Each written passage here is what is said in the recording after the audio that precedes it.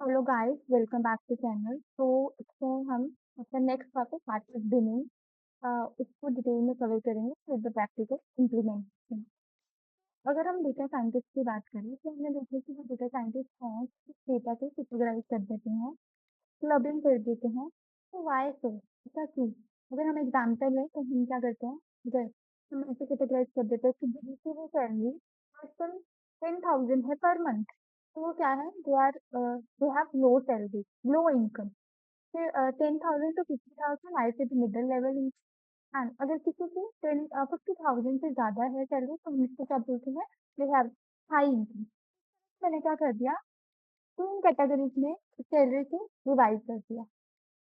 फिर अब इतना सा चेक करने से क्या होगा, मेरे मॉडल की जो परफॉर्मेंस है वो बहुत ज़्यादा अच्छी हो जाएगी। मेरे मॉडल की परफॉर्मेंस है वो बहुत अच्छे से इम्प्रूव करेगी, ठीक है?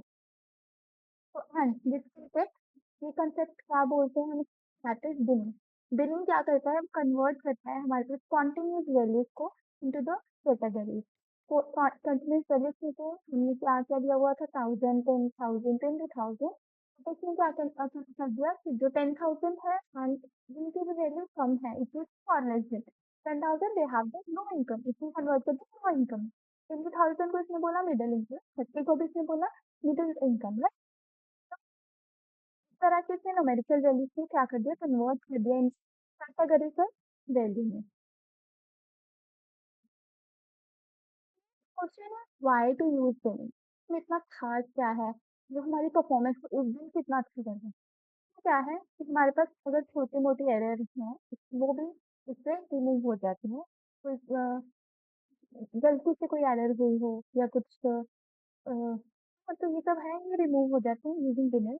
एंड हम अगर हमारे पास इट इज वेरी गुड, अगर हमारे पास आउटलायर्स हैं तो आउटलायर्स को ये बहुत अच्छे से हैंडल करते हैं, ठीक है। एंड जिसकी वजह से हम क्या बोल सकते हैं, तो आउटलायर्स तो बहुत ज़्यादा प्रॉब्लम क्रिएट करते हैं, अगर उसको ये हैंडल कर पा रहे हैं तो उसकी इम्पोर्टेंस हम समझ सकते हैं। तो उसमें अगर हमने सोचिए तो अगर हम एज का ही बना रहे हैं, मतलब डिवाइड कर रही थी जिनको 20 से कम है, these are the young people, and 20 to 40 वाले we are considering age adult, and 40 plus हम ओल्ड एज कंसीडर कर रहे हैं।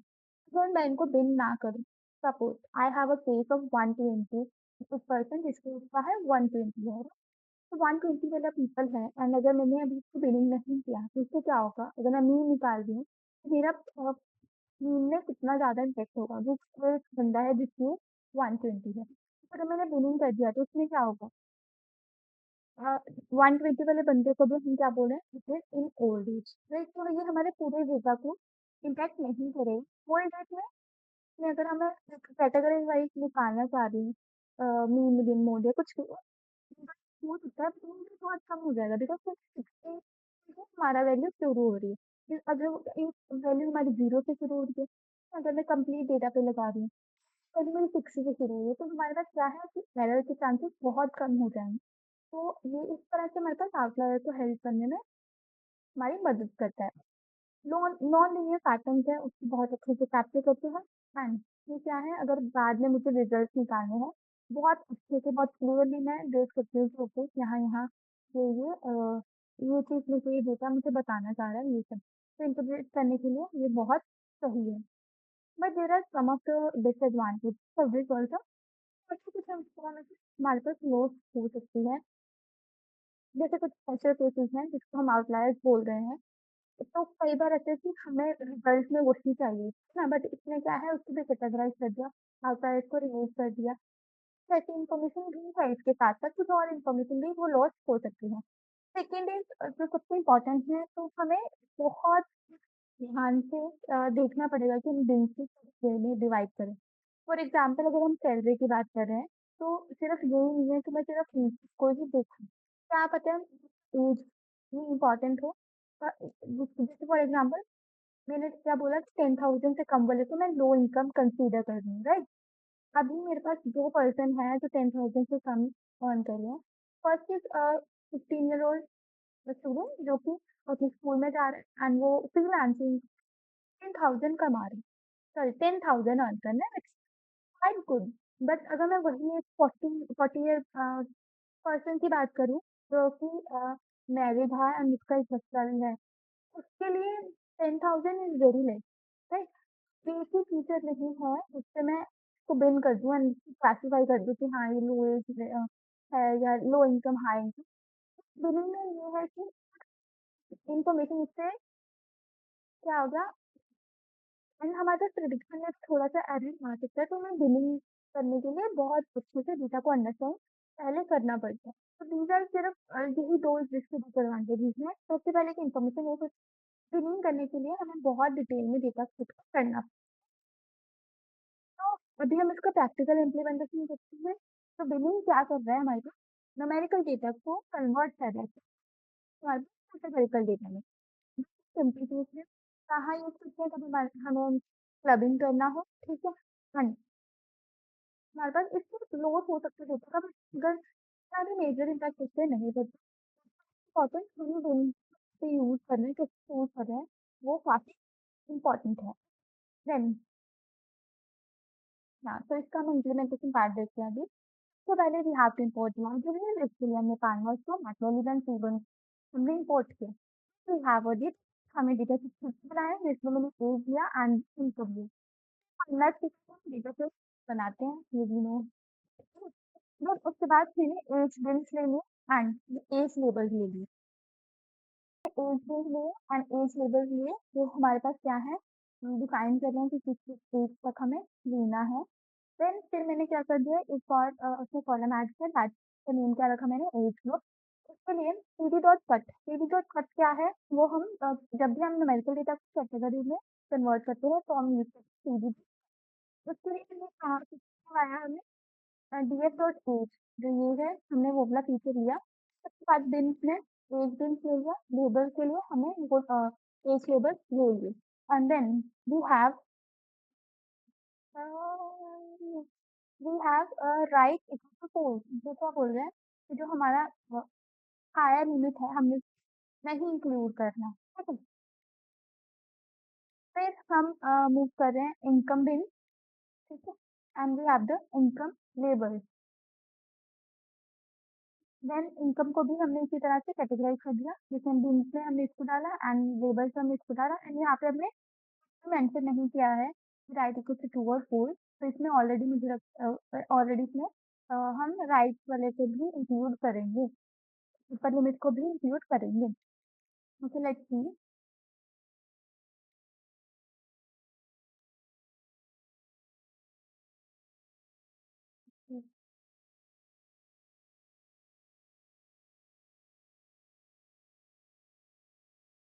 चलो।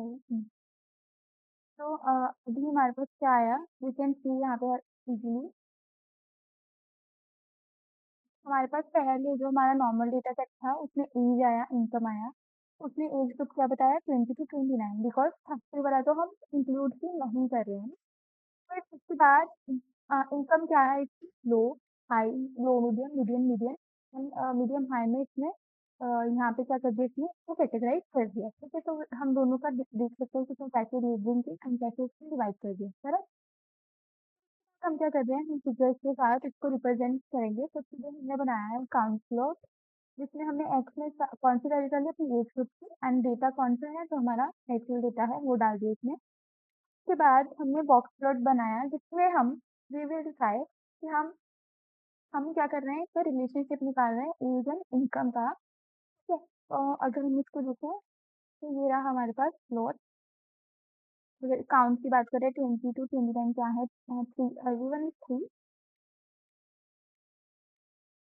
हाँ, तो हम यहाँ पे भी काउंट कर सकते हैं, तो हर डेटा क्या है, 3 3 की डेटा है, 20 टू 29 3, फिर 30 to 39 3, 40 to 49 3, 50 to 53 and 60 to 59 भी 3। तो हम यहाँ पे देख सकते हैं कि टोटल यहाँ पे जो काउंट है, तो 3 सब सारे की सारी वैल्यू 3 ही है, तो we are getting the same count word. But ये तो जैसे एक रैंडम डेटा जनरेट कराया हुआ है, बट अगर हमारे पास एक्चुअल डेटा है, तो ऐसा कभी नहीं होगा कि हमारे पास सारी वैल्यू सेम है, this is very rare case. Okay, then फिर हमारे पास क्या है, age income distribution by age group, we have this kind of age group.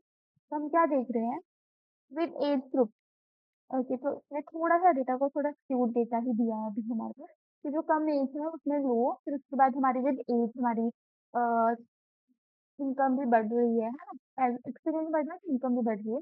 Kind of इसने ऐसा ही रैंडम डेटा हमें जनरेट करवा के दिया। तो यहाँ पे क्या देखो 20 टू 29 में हमारी इनकम क्या है? 30,000 टू 40,000 के बीच में है। फिर मेरे 30-39 के बीच में 1000 टू 45 40 टू 55 के बीच तक आ रही है, राइट? तो यहाँ पे भी हम देख सकते हैं तो ये 6000 के थोड़ा नीचे है, 7000 के भी नीचे है थोड़ा-सा, राइट? तो ये इस तरह से हमारे पास क्या आ गया इनकम डिस्ट्रीब्यूशन आ गया by the age group, right?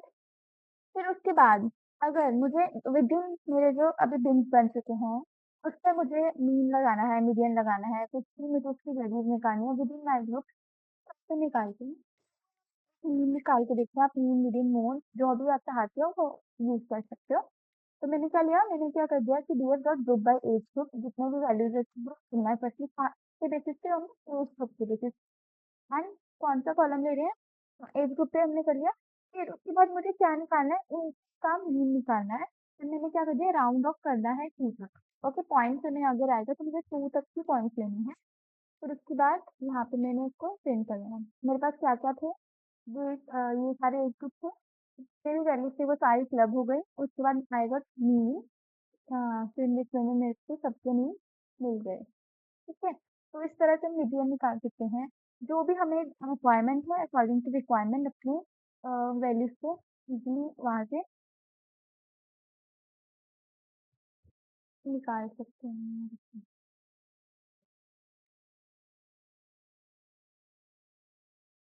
अ, तो अभी हमने क्या देखा कि हमने क्या कर दिया ग्रुप कर दिया एडिट एंड इनकम को कैटेगराइज़ में डिवाइड कर दिया। उसके बाद हमने इसको विजुलाइज़ करवाया using the count plot and the box plot. Count plot ने हमें क्या बताया? पूरी डिस्ट्रीब्यूशन बताई, किसमें कितने कितने लोग हैं किस एज ग्रुप में। एंड बॉक्स प्लॉट ने हमें क्या बताया? इनकम कैसे स्प्रेड है अमंग द हमारे पास एज ग्रुप के रिस्पेक्टिवली। ओके, एंड लास्टली हमने सबसे इम्पोर्टेंटली देखा कि हम कैसे मीन, मोड, मीन निकाला वैसे तो ये सब वैल्यूज़ हम निकाल सकते हैं within the each age group जो हमें हेल्प करेगा इन डिसीजन मेकिंग।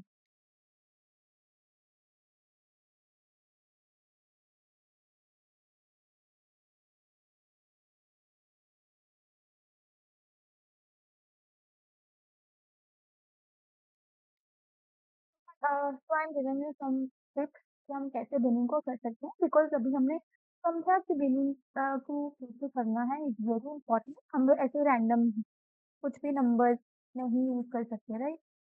तो फर्स्ट पे सबसे इम्पोर्टेंट पॉइंट जो आपको याद रखना है कि जब भी मैं दिन का साइज़ डिवाइड कर रही हूँ, ऑलवेज़ ट्राई कि आप इसको इक्वल साइज़ में करें। अगर मैं 10-10 का 10-10 के बिन्स बना रही हूँ, 0 टू 10, 10 टू 20, 20 टू 30 हमेशा इक्वल लेंथ के हमारे पास बिन बनने चाहिए, क्योंकि ये बहुत ईज़ी है तो डेटा को निकालने के लिए एंड ग्रुपिंग में भी हमारे पास ईज़िली हो जाते हैं, ठीक है? देन हम क्या करेंगे, अगर बाय चांस हमारा डेटा इतना इवन नहीं है, हमारी वैल्यू बहुत स्क्यूड है, तब हम क्वारंटाइन बिन्स को बनाना प्रेफ़र करेंगे 0, 25, 70, 50, 75 एंड 100 ठीक है? इस तरह से हम बिन्स बनाएँगे। तो इस अगर हमारे पास डेटा स्क्यूड है, तो याद रखना अगर डेटा स्क्यूड है उन्हें देन ये वाली थोड़ा इक्वली भी इवन है, तो इक्वल वेट को ही प्रेफ़रेंस देंगे फर्स्ट।